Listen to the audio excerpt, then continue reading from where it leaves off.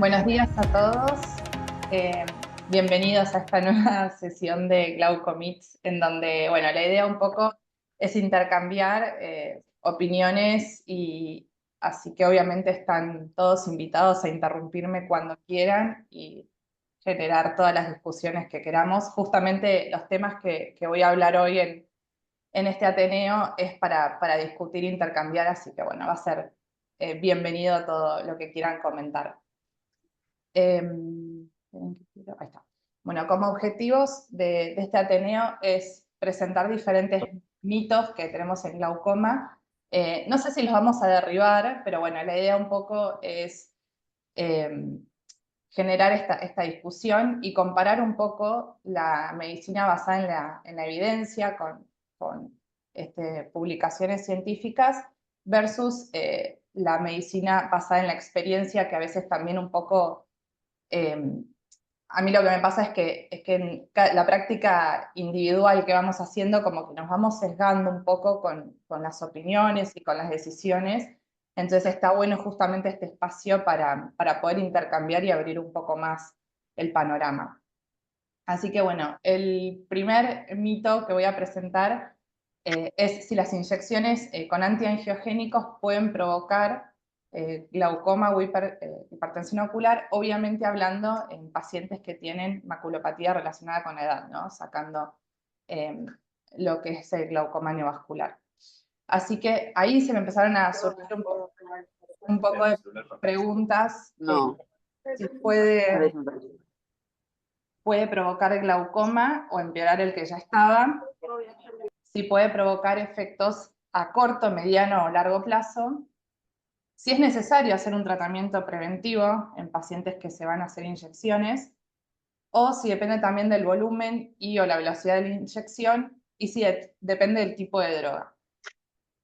Entonces, primero tenemos que pensar cómo provocaría esta hipertensión ocular las inyecciones antiangiogénicas. Y bueno, lo que estamos inyectando son partículas de alto peso molecular que pueden obstruir la salida del humor acuoso, provocando un aumento transitorio en la presión intraocular. Además, puede haber una inflamación que no es detectable con la lámpara de hendidura, una toxicidad que va directo al trabeculado y, contrariamente, hay también teorías de que puede haber un efecto de neuroprotección del antiangiogénico a las fibras nerviosas. Entonces, ¿cuál es el pronóstico un poco de la maculopatía y cómo nos puede impactar a nosotros los glaucomatólogos? Se prevé que para el 2040 haya 300 millones de personas con maculopatía relacionada con la edad y si existe un pico de presión intraocular en el momento de la inyección, ¿eso puede ser suficiente para dañar el nervio óptico? Bueno, este fue uno de los primeros papers que se publicó por Bracha. Primero lo que voy a avisar, así como importante, es que la mayoría de los papers fueron hechos por retinólogos. Así que bueno, eso también nos va a hablar un poco de la dificultad por ahí en lo que es la medición de las presiones o en la precisión, ¿no? Pero bueno, este paper fue uno de los primeros y lo que habla es, sí, de un pico inmediato en los primeros minutos que después se restablece ya a los pocos minutos. Este gráfico, este estudio fue realizado analizando el promedio de presión en 14 estudios. O sea que es algo positivo, tiene un pequeño pico, pero que después se restablece. Digamos, más a lo que es a corto o mediano plazo, se realizó un post-hoc análisis con los estudios de Marina y Anchor de pacientes con maculopatía relacionada con la edad, y lo que se ve es la variación de la presión entre 6 a 8 milímetros de mercurio, comparando PDT o sham, que sería placebo, que sería la barra negra, versus ranibizumab 0,3 y 0,5%. Y lo que se ve es que sí hay una variación, esto es a 2 años, y se ve una variación que en realidad no es muy grande, pero es importante y que es paciente dependiente, ¿sí? Así que no es poco frecuente, pero sí es común. Así que eso es importante. Y un poco también lo que habla el paper es hacerle el seguimiento en aquellos pacientes que puedan ser candidatos a tener este aumento. Como ven, tampoco en la tabla no hay grandes, digamos, cirugías, o sea, los pacientes solamente hubo una cirugía en el ojo control encima de los pacientes recibían Remdesivir, así que tampoco es algo que es relevante. Este es otro estudio que por suerte tuve la suerte de conocer a la gente que hizo este estudio y la verdad que son muy serios. Lo que ellos querían ver es la presión sostenida. Entonces, estudiaron 155 ojos que recibían 3 drogas distintas y el outcome era el aumento de la presión de más de 25 milímetros de mercurio al mes, ¿sí? Y lo que sí es un poco para aclarar es que no incluyeron pacientes con glaucoma. Y lo que se ve en este estudio es que la pendiente es bastante plana de la línea. O sea, lo que habla acá el gráfico es el número de inyecciones recibidas en un intervalo de 300 días. Y lo que quiere decir un poco es que si recibieron 10 o recibieron 2, el efecto es muy similar. O sea que de nuevo habla de un aumento de presión que es independiente de la frecuencia y del número de las inyecciones intravítreas. Sí, pero en pacientes sin glaucoma, ¿no? Eso vale recontra aclararlo, Es- porque puede cambiar un montón. Exactamente, sí, exactamente. Después hubo otro estudio que yo también quería como un poco mostrar acá, de lo que habla un poco del cambio estructural en el OCT de fibras con el uso de antiangiogénicos. Bien sabemos que hacer un OCT de fibras en un paciente con maculopatía también puede generar ciertas dificultades y desafíos. En este caso lo que hicieron fueron incluir 54 pacientes y usaron con antiangiogénicos, usaron el ojo que recibía el antiangiogénico como estudio y el contralateral como control. Acá también excluyeron los pacientes con glaucoma y lo que vieron es que más o menos a partir, digamos, cuanto más inyecciones tenían, o sea, aumentaba la diferencia en las fibras entre el ojo estudio y el contralateral. O sea que sí habla esto de una pérdida de fibras a partir más o menos de las 30 inyecciones. Pero bueno, también habla de que la maculopatía en sí podría tener un rol en la disminución de las fibras. Así que también esto es un poco controversial. Lu, tengo una pregunta. Sí. Primero me parece re interesante lo que trajiste, este tópico. Y hablando de la medicina basada en la experiencia, en la evidencia, en los mitos, ¿encontraste en algún paper que digan que se hace alguna paracentesis para evitar el pico inmediato a la infección? Porque he escuchado a varios colegas, Sí, no, este tenía glaucoma, entonces le hice una paracentesis para evitar el pico. ¿Han escuchado eso? Digo, para derribar mitos. sí, Por ahí total. lo describe algún paper. Mira, no lo encontré en ninguno, pero era una pregunta que iba a hacer un poco a la audiencia, porque yo también, hablando, pensando en el tema de la presentación, de hecho, un colega me comentó que en su práctica a todos los pacientes les hace paracentesis, o sea que em, Sí, en medicina basada en la experiencia, como tal dijiste. cual. Yo la verdad es que Eh, no lo he visto, yo trabajo, bueno, mucho con la otra Zompa, con Martín Charles, y no, la verdad que no lo hacen de rutina, excepto, bueno, un paciente que tenga un glaucoma neovascular, que nada que ver al caso que estoy presentando ahora. Pero no es algo que se haga frecuentemente ni que por ahí se recomiende. Si alguien por ahí quiere decir, sí, yo lo hago y me sirve y no sé, tengo tal efecto, obviamente estamos abiertos a eso. No, pero es importante lo que decís. No es algo que esté recomendado. Por ahí no, sí yo creo que es algo para más para la casos paz mental del cirujano. excepcionales, ¿no? O para casos excepcionales, Sí, Sí, ¿no? Que uno sabe que sí, por ahí un glaucoma muy avanzado, que no puede tolerar ese pico. exacto. sí, yo creo O- que también uno cuando hace una práctica, digamos, también tiene que pensar en las consecuencias y si eso puede llegar a generar un aumento del riesgo de infecciones o lo que sea. O sea, también creo que está bueno eso, como un poco individualizar en qué pacientes lo harían y en qué no.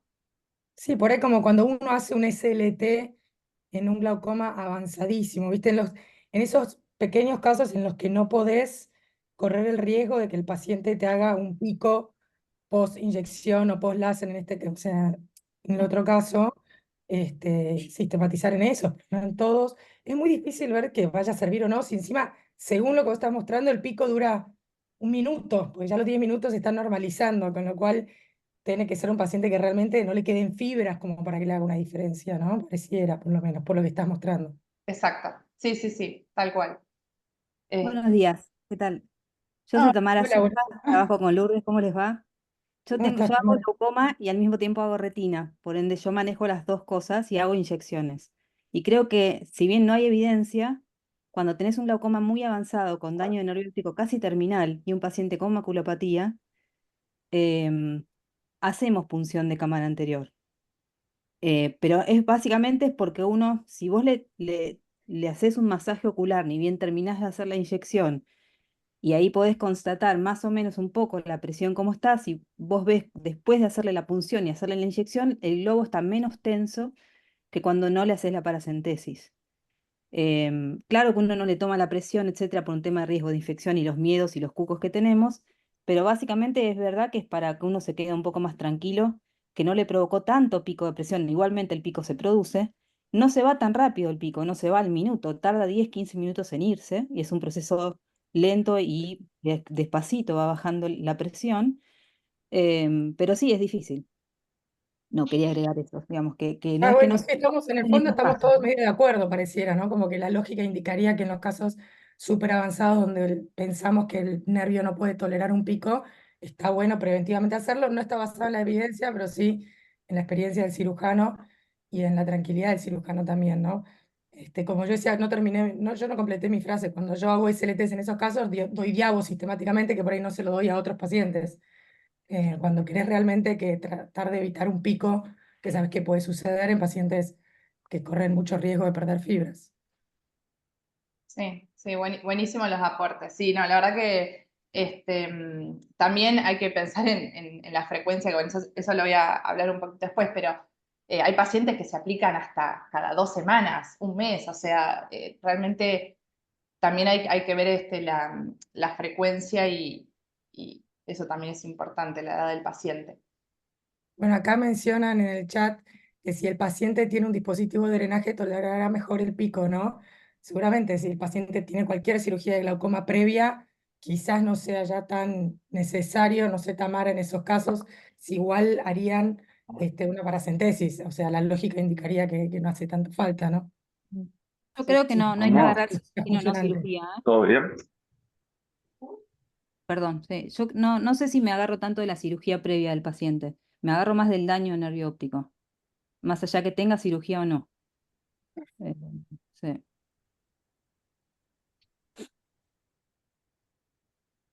Muy bien.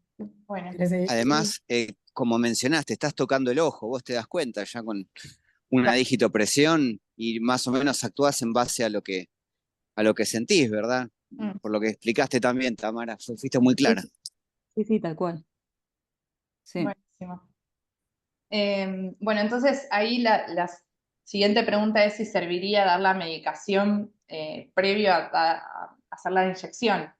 Y bueno, en este estudio incluyeron 71 pacientes con antiangiogénicos unilateral y usaron el ojo contralateral de control. Lo que se ve es que digamos, espera que voy a acá. Ay, se me- la presión con una medicación, dos medicaciones o sin medicación no fue importante realmente la diferencia. Lo que sí cambió un poco fue la presión en pacientes, como decían ustedes, con glaucoma y sin glaucoma. O sea que ahí sí hay una variación. No sirve tanto por ahí en algunos casos dar medicación previa, pero sí tener en cuenta la patología sí, del paciente. Y por último, bien rapidito para mostrarles esto, son pacientes, es una muestra importante, digamos, de pacientes que recibieron 3 drogas diferentes de antiangiogénicos y no hubo una diferencia estadísticamente significativa en cuanto al cambio de presión en estos pacientes. Así que bueno, como conclusiones, obviamente hay que priorizar el tratamiento con antiangiogénicos, no retrasarlo. El aumento de presión no es común, pero hay que tenerlo en cuenta en pacientes, el aumento de presión a largo plazo.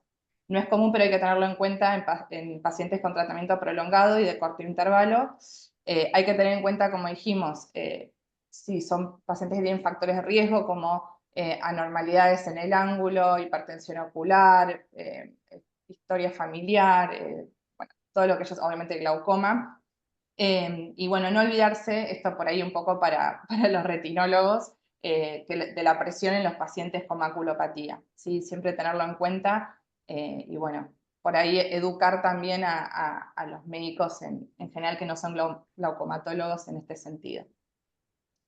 El segundo mito es la indicación. ¿Alguien quiere decir algo más de esto o quieren que ya pase al segundo mito? ¿Estamos bien? Bueno, si no, me interrumpen.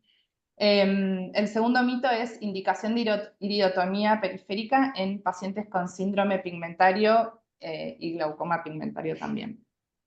Entonces, el síndrome pigmentario, a pesar de que no tiene una prevalencia alta, es importante porque es bastante agresivo, como sabemos. Tiene una conversión de síndrome pigmentario a glaucoma pigmentario de más o menos un 37%, y se basa el diagnóstico principalmente en una tríada, que es, como ya sabemos, el depósito en el endotelio corneal con el uso de Krukenberg, la transiluminación del iris en el iris medio, y el depósito en el ángulo, ¿sí? Entonces, ¿cómo serviría o para qué serviría hacerles IP en estos pacientes? Bueno, básicamente porque se basa la fisiopatología en lo que es el bloqueo pupilar inverso. Hay un contacto estrecho entre el epitelio pigmentario del iris y la cara anterior del cristalino, que eso genera como una limitación para el pasaje del humor acuoso. Y cuando parpadeamos, cuando hacemos ejercicio, cuando acomodamos, ese impedimento que hay hace que el iris actúe como válvula y pase el humor acuoso a la cámara anterior, pero que no pueda volver para cámara posterior. Entonces queda como atrapado en la cámara anterior y eso va generando, ¿sí?, la concavidad del iris y el depósito, ¿sí?, de la dispersión del pigmento y el depósito en lo que es la córnea. Bueno, obviamente el roce genera la transiluminación y el depósito en el trabeculado, que es súper importante. Eso entonces lo que generaría una iridotomía es el equilibrio de las presiones en ambas cámaras, y con eso, digamos, el iris cerraría un poco más el ángulo y generaría menos roce con la lente. Entonces acá, bueno, es una imagen para que vean de un OCT cómo la concavidad anterior, pre y post iridotomía, mejoraría. Esto es obviamente la teoría, ¿no? Después ya sabemos que en la práctica todo es un poco diferente.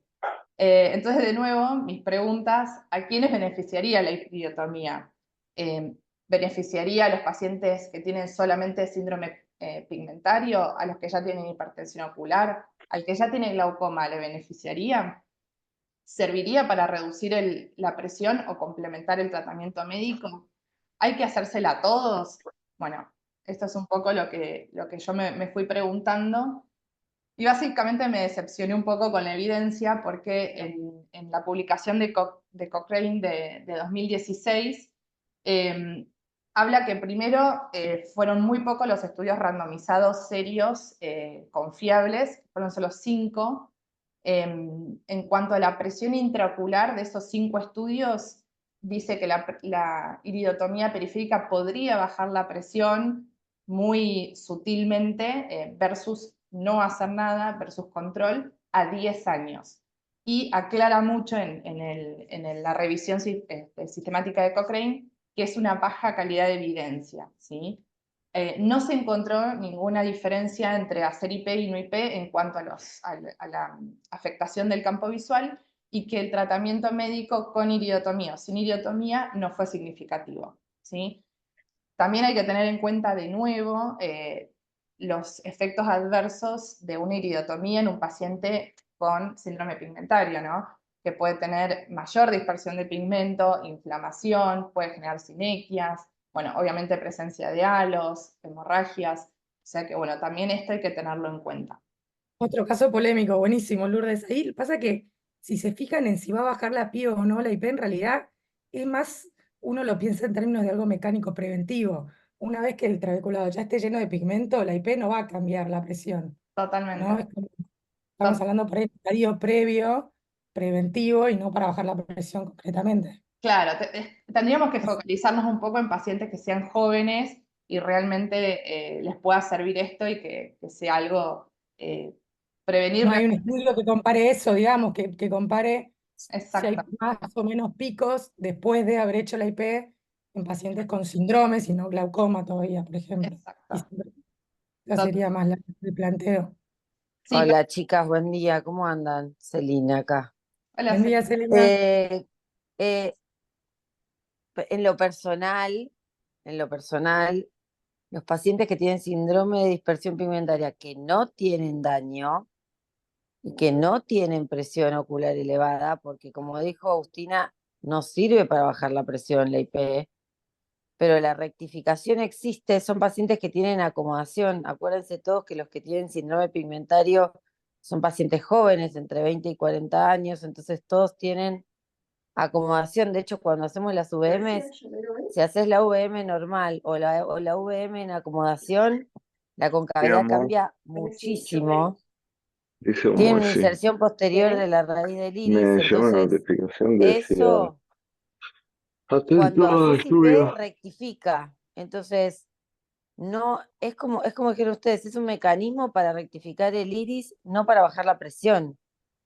Yo la verdad, en lo personal la hago, no para bajar la presión, sino si tienen síndrome, si no tienen glaucoma y no tienen presión, bueno, uno de los mecanismos ese es el que explicó Lourdes, que el roce con la cara anterior de cristalino genera más dispersión pigmentaria y entonces uno de los mecanismos es que los macrófagos absorban eso y el trabeculado se cierre, es como un glaucoma pretrabecular, entonces todo lo que evite que se disperse más pigmento, no me parece que la iridotomía bien hecha tenga ninguna complicación, la verdad, No, es ¿no? únicamente que uno aumenta la liberación de pigmento por ese momento, ¿no? Porque Claro, después pero si como vos haces una suficiente. iridotomía bien hecha, rara vez vas a tener una sinequia o vas a tener, es muy raro. Hoy, como se hacen hoy las iridotomías, ¿no? Con Jack.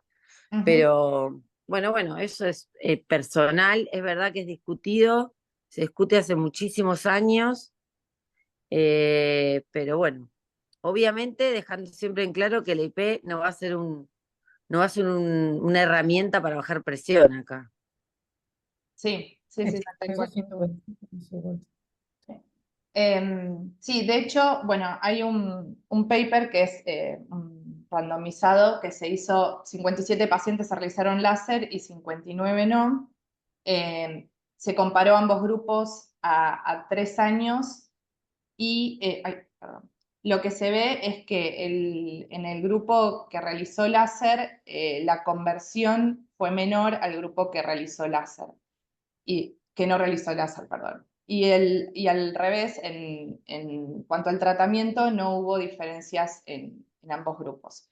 Después cuando uno va a la tabla de la distribución demográfica, lo que ve es que la edad ya son pacientes mayores de 40, o sea, casi 50 años, y si se fijan, el rango llega hasta los 74, 86. Son pacientes quizás que ya no tienen tanta acomodación, como muy bien decía Celi, quizás no hacen tanto ejercicio, ya tienen el trabeculado más afectado, entonces, bueno, es importante un poco ver cuáles son los resultados en qué contexto, ¿no? Quizás esto en pacientes más jóvenes tenía un mayor, como hablaba Agustina, un mayor efecto, ¿sí? Así que bueno, eso me pareció importante aclararlo y tener en cuenta. ¿Puedo hacer una pregunta de práctica con respecto al síndrome de dispersión pigmentaria a los aquí presentes? ¿Cuántas veces, o sea, les hacen pruebas de provocación para ver si sube la presión o no, para ver si medican o no y cómo?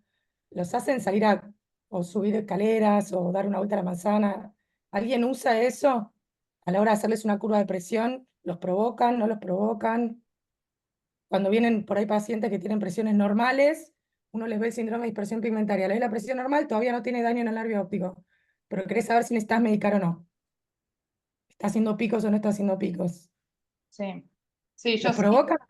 Y de hecho, los pacientes a veces me dicen, sí, ahora que me decís, cuando juego al fútbol veo más borroso, como que sí, yo lo he hecho, eso. ¿Lo hacen, Hay, Celina, o de hay tamaño? hay estudios, yo no me acuerdo, pero estudios antiguos, te estoy hablando de estudios de por ahí más de 15 años, no me acuerdo el nombre, pero habían hecho un estudio donde buscaban las presiones, si cambiaba después del ejercicio, y tenés de todo. O sea, tenés pacientes que les aumenta la presión, pacientes que están iguales, hay de todo. Pero Yo, yo pregunto si en la práctica lo haces. ¿Lo haces o no? si existe la posibilidad de que si el paciente vive cerca, qué sé yo, le digo, mira, si vos haces ejercicio, corres o algo, no sé qué, qué sé yo, pasá por la clínica y tomate la presión. Es más, hasta con el neumotonómetro de última, ¿entendés? Cosa de que no tenga que buscarme a mí un día en el consultorio o a alguien. Entonces, o con el Iker en cualquiera, decirle, mire, me dijo la doctora que venga, pase y me tuve la presión y se la notan.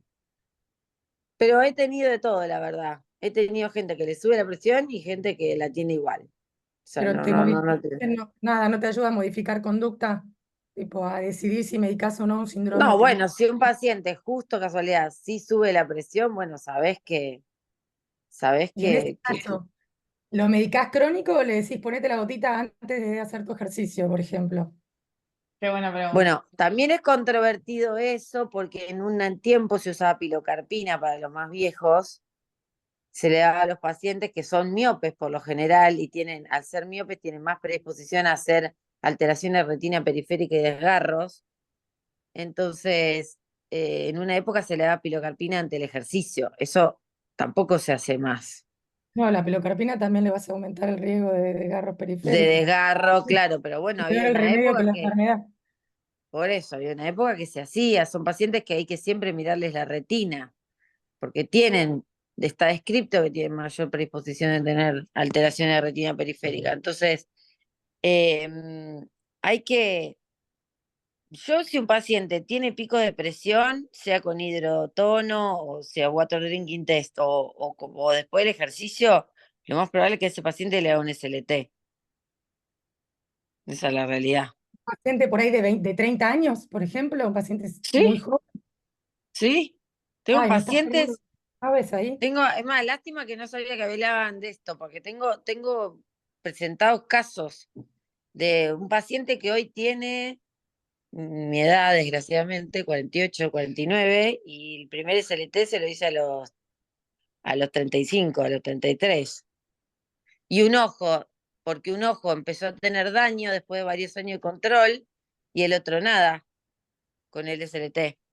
Y son ¿Cuántas pacientes que veces le son, repetiste el SLT de los 35 se hasta lo los... repetí, al ojo que se lo hice, se lo repetí 2 veces, a uno una sola. Y el paciente sigue, bueno, la próxima les muestro el caso, pero digamos, son pacientes que hay que tenerles cuidado y si suben la presión, hay que tratársela, porque son glaucomas severos. Son glaucomas, si se convierten, es más común en varones que en mujeres y la severidad del glaucoma es más severo en un varón que una mujer. Entonces, y son gente joven, entonces hay que estar atentos. O sea, a ese paciente le harías un IP y un SLT por ahí. De hecho, la tiene las dos cosas. Ujú. O sea, tuvo primero la IP, durante tiempo reguló su presión normal y uno de los ojos empezó a levantar un poco la presión y empezó a tener un poco de daño. Y se le hizo SLT y hoy sigue teniendo un OCT con el mismo daño que hace un tiempo, o sea que funcionó. Estamos hablando de un caso específico, no quiero decir que todos los casos sean iguales, ¿no? Sí, no, Pero no. son casos que uno tiene que tener en cuenta. Sí, sí, sí. No, es que la idea era eso también, ¿no? Generar un poco de lo que nos pasa también. Y Así que, claramente son todos temas que no tienen una unidad de criterio, entonces No, hacemos lo que podemos con la información que tenemos, tratamos de usar el sentido común, sí, pero no hay una unidad de criterio o evidencia fuerte a favor o en contra de una o la otra. Entonces, por eso yo pregunto también estas prácticas que a veces uno hace por ahí para quedarse más tranquilo uno, o para, bueno, tratar por supuesto siempre lo mejor para el paciente, ¿no? sí, A veces seguro. hago eso, cuando los pacientes me mencionan por ahí esta clínica clara, que me dicen, salgo a correr y vuelvo y tengo la visión nublada y me duelen los ojos y veo mal y no sé qué. Entonces en eso hago la prueba terapéutica, decir, ¿sabes qué? Si vos sabes que vas a salir a correr, te pones la gotita esa mañana y salís a correr a la tarde y fíjate si mejoran tus síntomas, hago esa prueba terapéutica, ¿viste? Y después también lo he hecho en consultorio, tipo, bueno, subí las escaleras 3 veces, probamos, después la gotita y vemos si cambia algo, pero no sé, viste, si estoy haciendo lo que hay que hacer correctamente, pero es un poco más de paz mental, tratar de evitarle, prevenirle un poquito el pico que puede llegar a ser tras el ejercicio que me menciona, viste, con la clínica. sí. Después en el momento, por supuesto, ya empiezan a necesitar medicación crónica, pero si son pacientes jóvenes, trato de postergar todo lo que es crónico lo más que pueda. Por eso el SLT.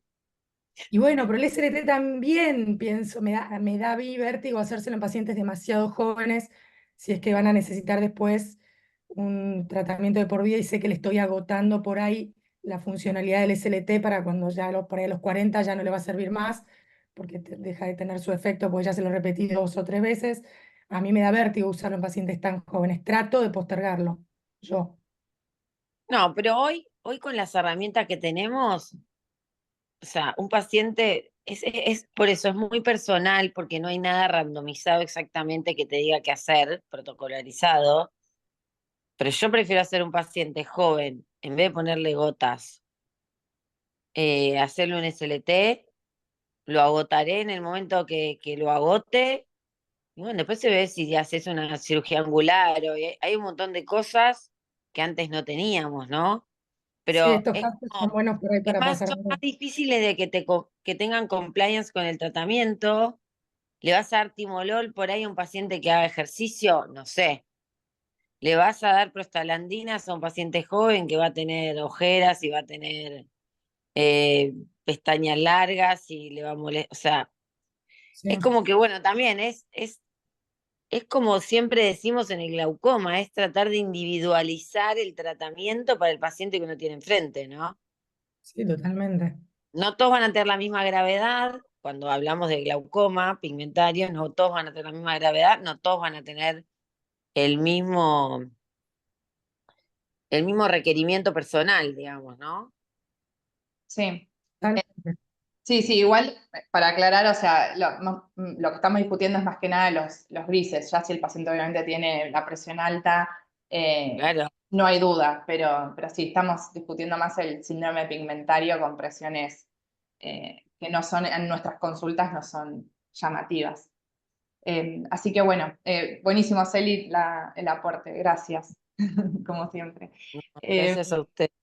entonces, un poco lo que las conclusiones de este mito, digamos, en todo lo que fuimos sacando es que por ahí la iridotomía sería más indicada en gente más joven, que tienen más acomodación, que hacen más ejercicio. Es importante hacer el seguimiento, como decíamos también, en pacientes con síndrome pigmentario que todavía no han manifestado signos de hipertensión ocular, pero que bueno, puede ser importante para ayudar a la sobrevida de ese nervio óptico en un futuro. Así que bueno, eso es un poco de este mito. Voy a pasar al tercero, que son 5, así que les voy a hacer una ensalada pobre a todos. El tercer mito es la iridoplastia en pacientes con iris plató, que acá abrimos otro debate enorme.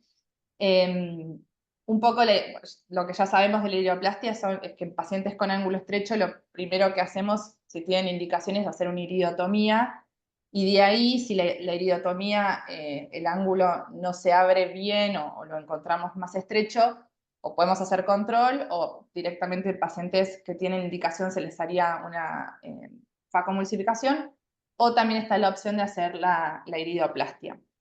El procedimiento, bueno, sabemos que es con un láser argón, con un spot de 200 micras, y hay con una duración de 0,5 a 0,7 segundos en 360 grados en el iris periférico. ¿En qué casos haríamos esto? Bueno, cuando el bloqueo pupilar relativo no es el único mecanismo de bloqueo, digamos, entonces la la iridotomía no es suficiente. En esos casos, principalmente tenemos la anteriorización del cuerpo ciliar o un iris grueso en la periferia. Y bueno, lo que se ha visto en algunas publicaciones, que también nuevamente son publicaciones hechas en una población asiática con obviamente estructura de ojo diferente, el 62% de los pacientes mostraron un cierre angular provocado por mecanismos que no son causados por un bloqueo pupilar relativo. Y el 20, casi el 20% presentaban el cierre angular luego de la IP.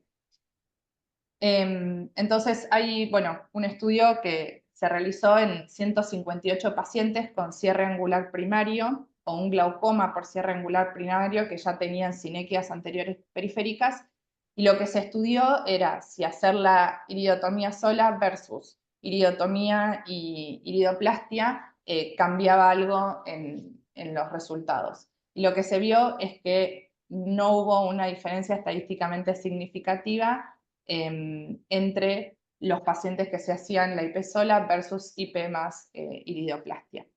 Esto, bueno, es importante para obviamente estos pacientes, siempre pensando que ya tenían un cierre angular primario. Ahora, ¿qué pasa en los pacientes que en vez de hacerle la iridoplastia les damos una prostaglandina o una medicación? Entonces, acá en este estudio lo que se hicieron fueron pacientes con iridotomía que tenían presiones mayores a 30 milímetros de mercurio, y los que se hicieron iridoplastia llegaron al éxito de la disminución de la presión, un 35% versus un 85% de pacientes con prostaglandina o medicación. Y es más, el fracaso fue mayor en el grupo de ALPI con una sobrevida de 59% al año. O sea, que esto es importante remarcar porque este estudio es una muestra chica, pero bueno, es un estudio que sirve para mostrar este efecto.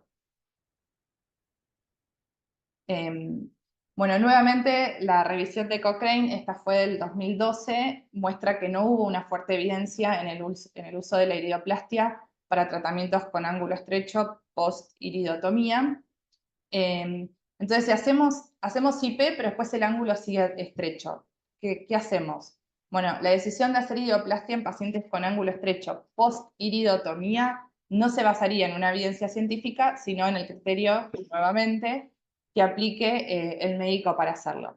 Siempre tener en cuenta, obviamente, las complicaciones de la iridoplastia, que, bueno, obviamente inflamación, alteración en la visión, sinequias anteriores periféricas, edema de córnea. Entonces, bueno, realmente estamos haciendo bien haciendo la iridoplastia en pacientes o en qué casos. Acá de vuelta creo que caemos como en la falacia de pensar que la hacemos para bajar la presión, ¿no? No es que uno busca bajar la presión, sino mecánicamente alejar la raíz del iris del ángulo, que eso va a suceder si es un mecanismo puramente de raíz del iris y no hay nada de facomórfico y no hay ninguna otra estructura que esté provocando ese acercamiento. Yo soy bastante detractora del ALPI, no lo hago, nunca la hice, nunca me enseñaron, o sea, ninguno de los lugares donde me formé, en ninguno de los lugares donde me formé se hacía. O sea que cuando tengo una IP, un ángulo estrecho post-IP, voy por la ensectomía siempre.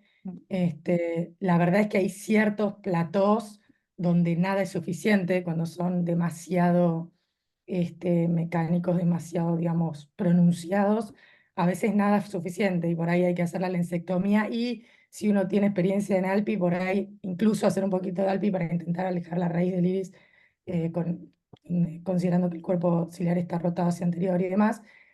Pero bueno, siempre buscando ese efecto mecánico y no tanto bajar la presión de manera directa, eso no va a suceder. O sea que por supuesto que si lo comparamos con una medicación, es lógico que la medicación baje más la presión porque tienen objetivos diferentes en el fondo, me parece a mí.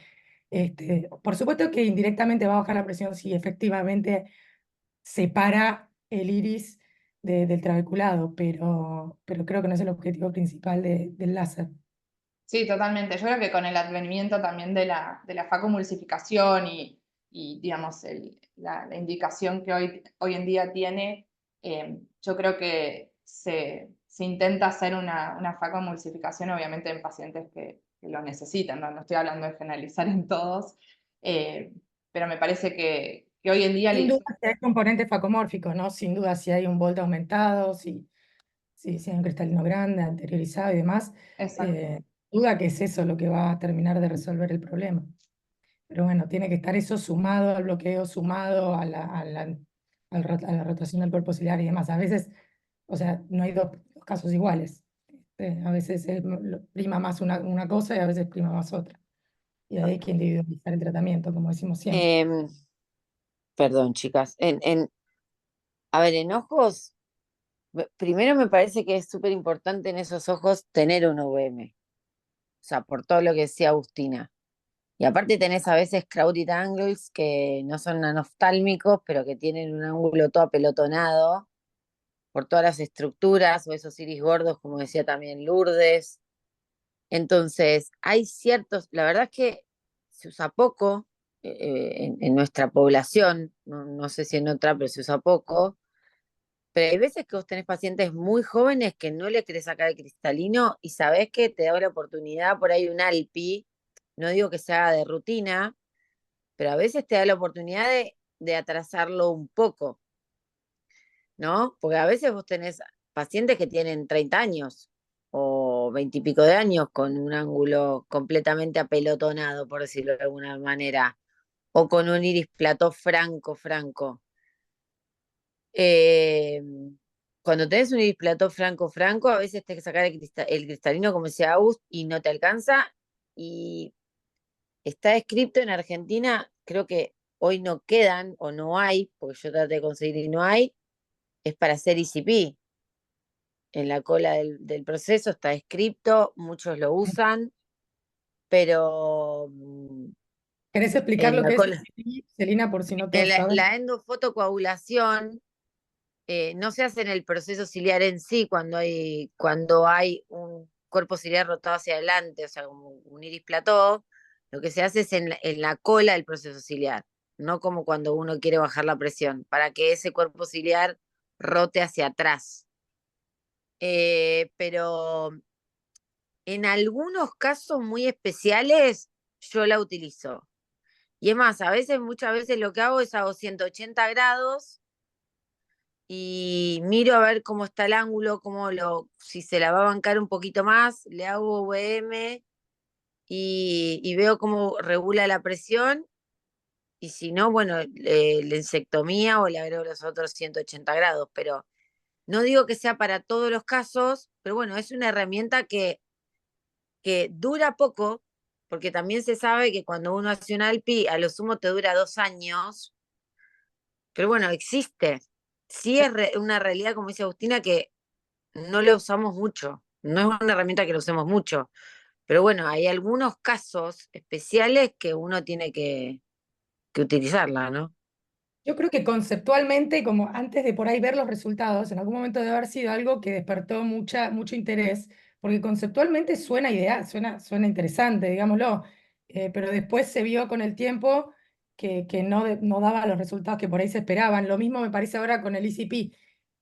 Suena interesante, digamos, retraer de atrás para adelante y como va a ser un efecto mecánico que va a alejar la raíz del iris, ahora hay que ver con el tiempo si verdaderamente trae resultados concretos y que se sostengan en el tiempo y que verdaderamente prevengan el cierre angular crónico, digamos.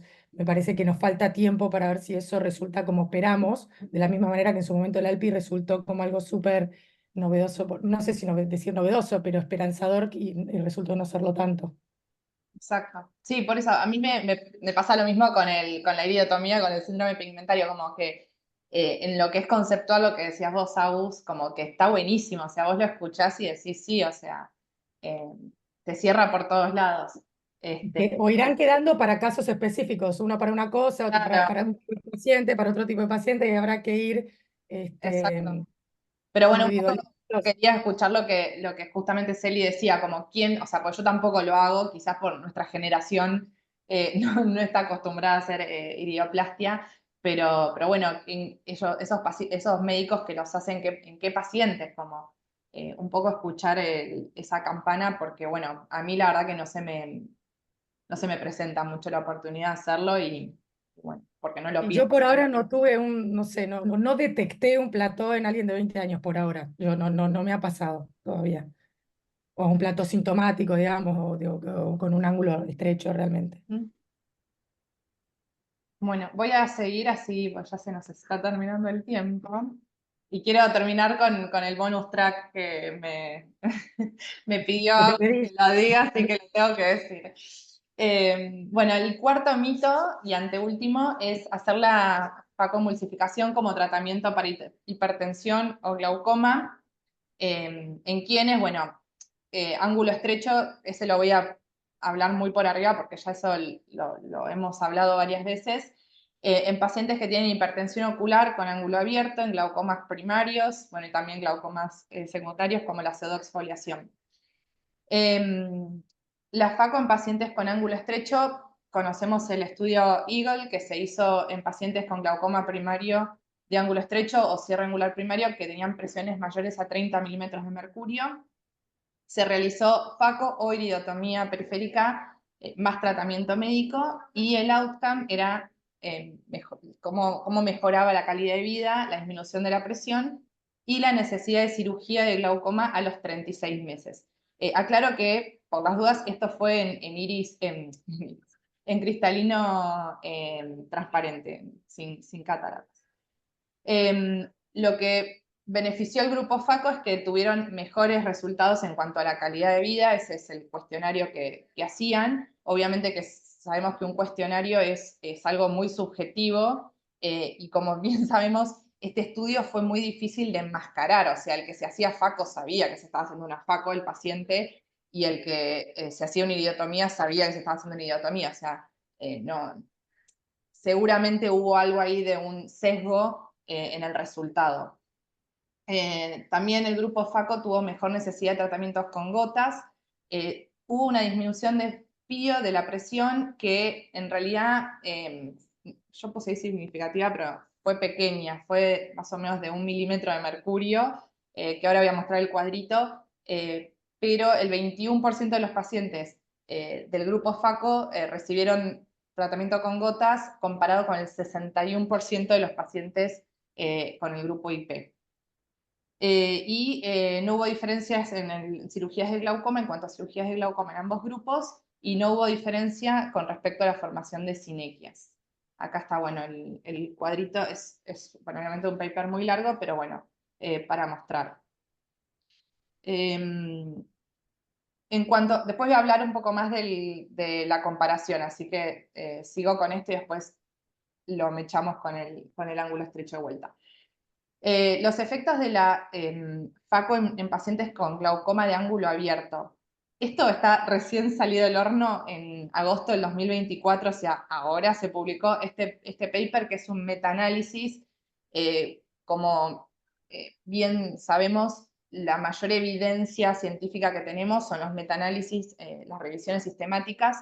Este me pareció un metaanálisis muy bueno con 9 estudios randomizados. Incluyeron pseudoexfoliación, glaucoma primario ángulo abierto, glaucoma de presión normal e hipertensión ocular. Y en total fueron 502 pacientes que analizaron.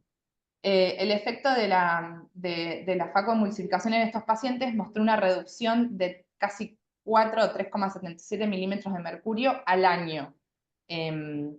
Lo que sí menciona mucho el paper este es que hay una falta de periodo de washout de gotas previo a la facoemulsificación y que eso puede generar una variación también en cuanto a la cantidad de gotas que se van agregando y a la medicación, que hace que obviamente impacten en los resultados disminuyendo la presión intraocular.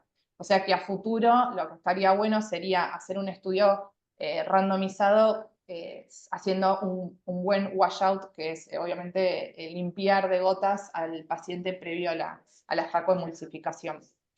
Así que bueno, eso me pareció interesante de este paper recién publicado.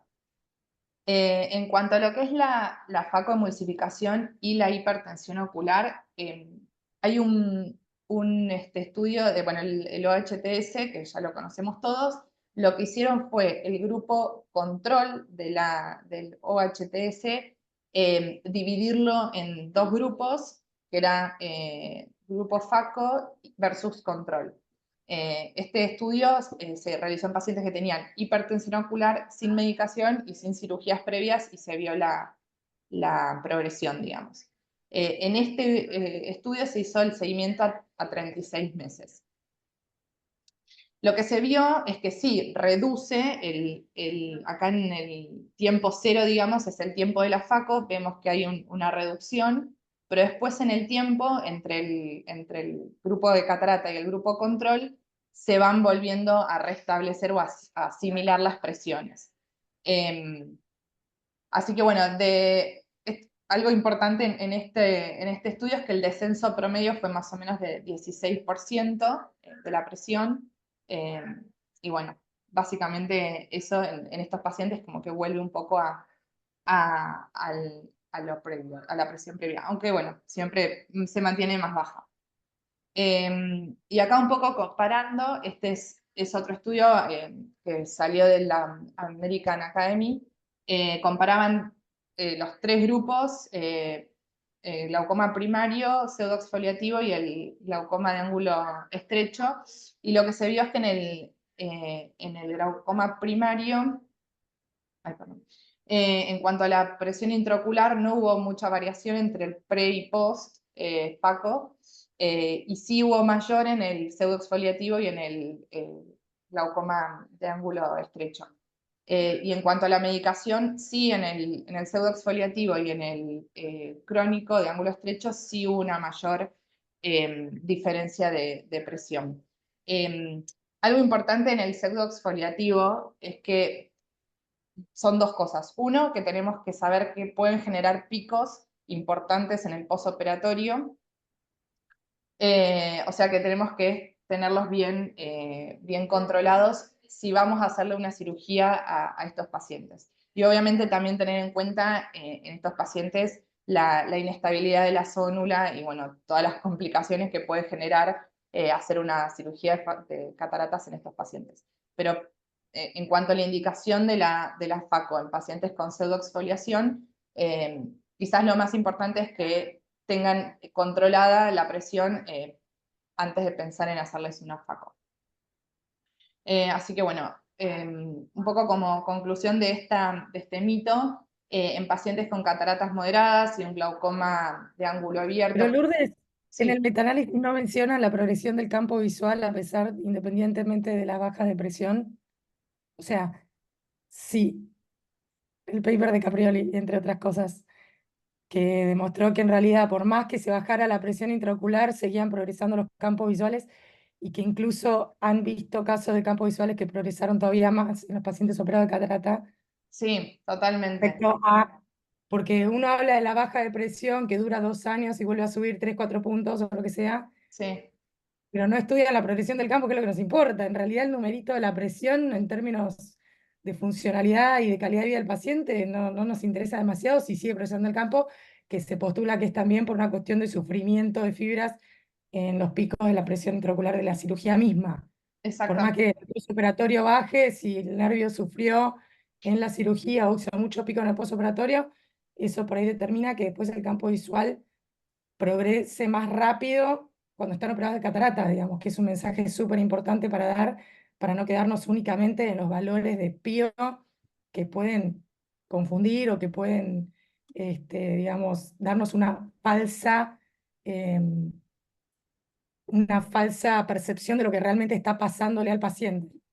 Sí, es Eso que del metal, si no lo menciona, no, no, eso no lo vi, capaz que está, pero no lo agarré, digamos, sí. ah, Pero sí, es una re buena aclaración esa, porque sí, es importante. importantísimo. Sí, Sí, sí, sí, muy bueno. chequearlo para chequearlo, porque por ahí es un único paper que lo menciona. Y bueno, y por ahí no es suficiente evidencia como para basarnos en eso, pero creo que está bueno mencionarlo y tenerlo en cuenta, o también fijarnos en eso en los pacientes y no quedarnos únicamente con que durante 2 o 3 años la presión está 2 o 3 puntos más baja. Em, Digo, para en la práctica también aplicar eso, ¿no? Que creo que todos lo hacemos, obviamente todos verificamos la progresión de nuestros pacientes con glaucoma. Sí, Em, bueno, nada, me llama la atención que no esté mencionado, pero bueno, puede ser, capaz es un único paper y no es suficiente evidencia. claro. Sí, más que nada, yo creo que hoy en día la FACO como tratamiento, digamos, eh, no está no va a estar muy utilizada, menos en lo que viene todo lo que El son. triángulo abierto, Claro, exactamente. Eh, así para los derechos, sin duda, eh, pero bueno, sí, más que nada, un poco también preguntar si alguien lo indicaba como para mí esa es otra de las cosas parecidas a lo que vimos con el ALPI o con la IP del pigmentario, que durante un tiempo deben haber generado mucho entusiasmo, porque decimos, ay, le sacamos la catarata al ángulo abierto y le baja 3 puntos. Está buenísimo, digamos, genera un montón de entusiasmo y esperanza, pero si después ves que sigue progresando igual, que para eso se necesita más tiempo, o que progresan peor, decís, bueno, entonces no voy a tratar mis glaucomas de ángulo abierto con lensectomía, es como que sí, no, eso no, también es el no, y tiempo nos termina diciendo. mismo para el paciente, o sea, por ahí no, pues han venido pacientes a verme y me dicen, no, pues la catarata me va a bajar la presión, y la cirugía de catarata me va a bajar la presión, y un poco, A curar el glaucoma, eso es un claro, ángulo estrecho se puede. claro, claro, por eso tampoco, o sea, tener cuidado con lo que también le vamos a decir al paciente y cómo lo vamos a entusiasmar, porque a veces eso tampoco puede ser muy frustrante. Sí, chicas, hay que también diferenciar la ensectomía clara de lo que es un paciente con catarata. Yo sí creo Totalmente. que la cirugía de catarata en un paciente con glaucoma eh, y que va a requerir en un futuro una cirugía filtrante sí facilita los resultados de estas últimas, ¿no? De una cirugía filtrante. No es lo mismo un paciente fáquico que un paciente pseudofáquico, ¿no? Que es de mejor manejo un paciente pseudofáquico, en mi opinión, ¿sí? Pero tampoco es por lo que estamos charlando, hay que indicar la cirugía de catarata en forma temprana porque sí, ¿no? Creo que eso es un poco el consejo. Sí, Si tiene Total. catarata el paciente, si le bajó la visión, está bien, pensémoslo y incluso va a ser un beneficio a futuros si va a requerir una cirugía filtrante. Además, hoy en día no se ha promulgado mucho los procedimientos FACO Plus, que son la colocación de dispositivos angulares, ¿no? Asociada a una cirugía de catarata. Sobre todo se ha anunciado en glaucomas leves a moderados, que ahí se puede disentir o no, ¿no? En el beneficio de un paciente con glaucoma leve, moderado, un paciente FACO Plus, que se habla en los teens, ¿no? Con PIO target en teens, si es beneficioso o no. Pero bueno, quizás ese sea otro tema. sí, está Sí, bueno. obvio, acá Pero estamos hablando de la ensectomía clara y focalizándonos en la presión. Por supuesto que ya si es un paciente, digamos, focalizándonos en ese objetivo presunto de bajar la presión sacando el cristalino. ¿Qué tan beneficioso es eso? Por supuesto que si el paciente tiene catarata o si el paciente ya tiene, pensamos que va a necesitar una cirugía filtrante, siempre yo prefiero hacer la catarata primero, eso sin duda, ni hablar. Pero específicamente las lensectomías claras en ángulo abierto para bajar la presión como tratamiento, no, me parece. claro, pongámosle paciente de 50, 55 años, con cristalino transparente, ángulo abierto, sin exfoliación. Por ahí el paciente con exfoliación, por ahí se puede pensar operarlo Eso. antes que la zónula se debilite, ¿no? Y genere más complicaciones, esa cirugía de catarata, ¿no?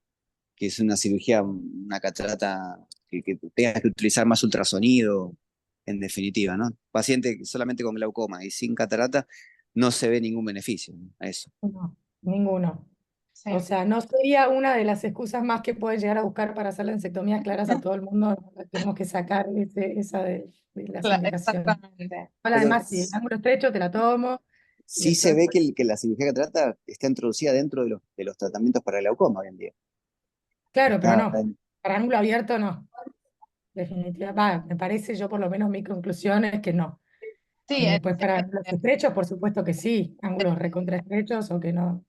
sí, no ahí se en suelen. el metaanálisis ese decía eso, en 3.77 milímetros de mercurio, que tampoco es algo tan Que no, en ángulo. significativo, que no se acompaña necesariamente de una detención o un enlentecimiento de la progresión de la enfermedad. Exacto. Así que bueno, y paso rápido al último, así ya lo cerramos. No, ya estamos fuera de tiempo, Lourdes, me quiero Ay, morir. no. Pero lo podemos dejar para incluirlo en el próximo Ateneo. Bueno, sí, dejamos el suspenso. Tienes razón vos que no ibas a Sí, llegar con el estamos tiempo. medio complicados con el tiempo, chicos. Nos quedó pendiente el wipeout para el próximo Ateneo, haces un bonus track, te sumás a quien sea que hable. Dale, buenísimo. Bueno. Dale, muchísimas gracias. Gracias, Lourdes, Bueno, espectacular. ustedes, a Temas Espera, gracias. por primordiales. quedarse a escuchar. Gracias, Chao Que tengan un chicos, buen buen viernes. día. Gracias, Celina. Me encantó. Viernes para todos. Gracias.